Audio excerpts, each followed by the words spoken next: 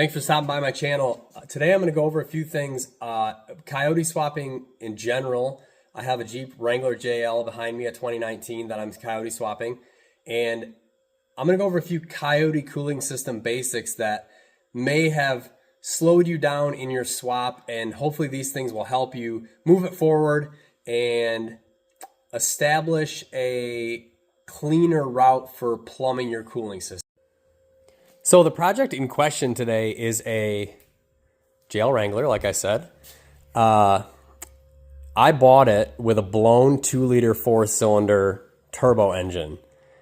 I actually had intentions of flipping this, as I thought it was a 3.6 Pentastar. Turns out it was a 2-liter when I got there, and I had not even considered the fact that they made those. And I knew the 3.6 Pentastars were inexpensive, so I was going to get one from a junkyard, replace it, sell it. These are pretty high value used vehicles. They hold their value well, and so I thought it was a good flip. When I realized it didn't have that, I ended up getting it for a lesser price, and then made the decision to sell my LS swapped Wrangler and do this one. At the time, I wasn't going to Coyote swap it because it was out of reach. It seemed like from a dollar standpoint, I was going to do an LS.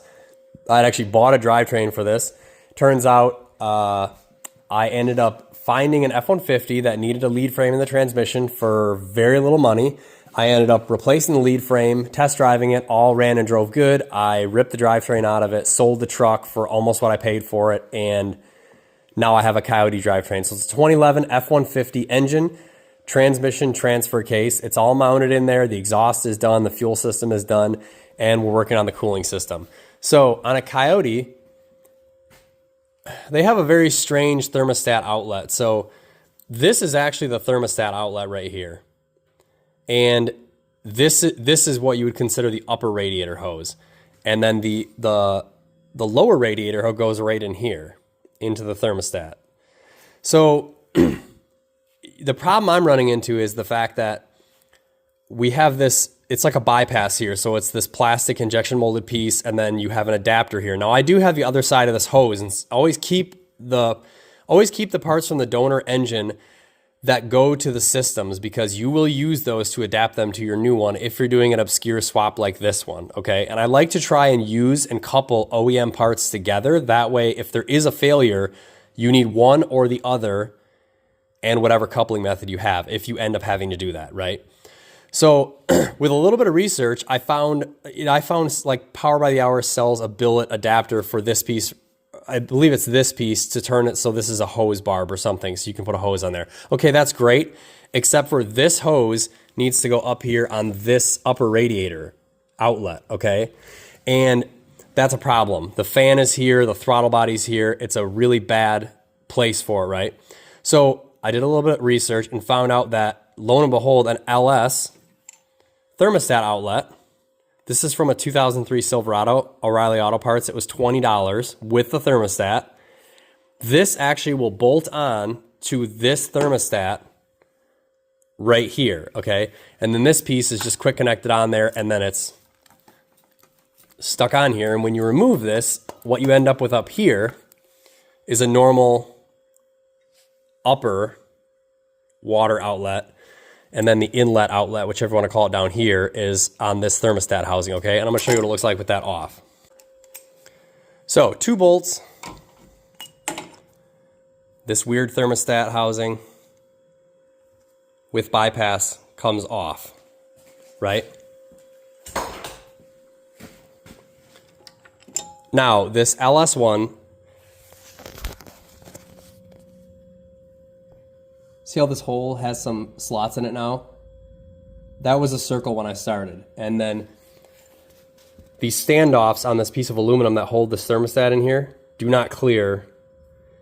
So I went in there with, I had a 90-degree die grinder with a barb on it, which is aluminum, so it clogged up, and I used like 3 of them, but they were Harbor Freight cheapos.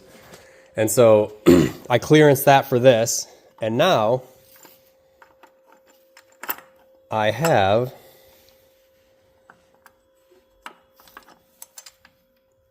this LS thermostat housing that bolts right on here.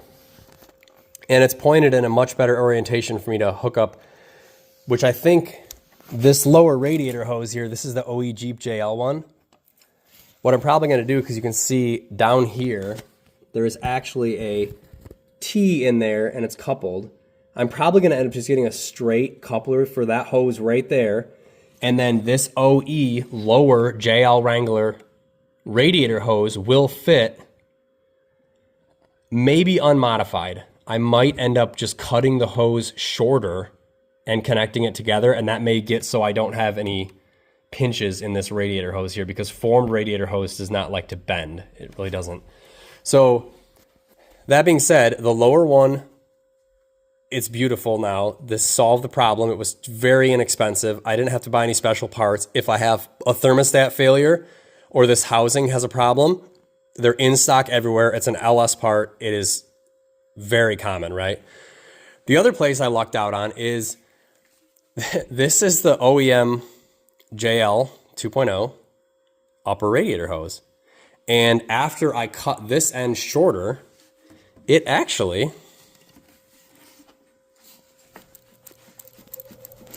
fits on here quite nicely. So with that, once I sort out this lower radiator hose, the upper one here, I have this hose right here is going to the bottom of the coolant tank, and these are both 3/4 inch hoses, and I will be able to couple them together and use this OEM coolant tank, which I would always encourage you, if you can leave an OEM coolant tank in there, to do it the expansion tank, because they're there for a reason. They are usually mounted high like they're supposed to be. They are not some trash aftermarket thing you put in there that's too low, that doesn't have enough capacity, that's going to cause you cooling system problems that you shouldn't have. Stick with what's on there if you can leave it where it is from the factory, and it will probably treat you better than the aftermarket stuff will, because most people are not going to install them properly. The other thing is, these heater hoses, again, keep the stuff that comes on your donor engine that you can, because this is the OEM F-150 heater hose here, OEM one here, and they go back here, to where all I had to do was I tried to use spring clamps wherever I could too, because spring clamps are there for a reason. They function very well. When things expand and contract, the spring clamp will always hold the same tension on it, unlike a worm clamp that is fixed, right?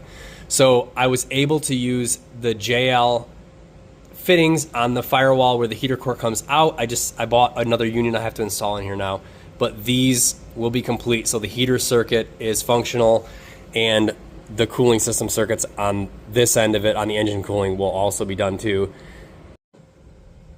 I hope that helps you guys out with your Coyote Swap. Doesn't matter what it is, that will likely be helpful in getting you moving forward. A little less expensive, a little quicker, solving problems on the fly, not having to order parts. They were in stock parts, not a problem.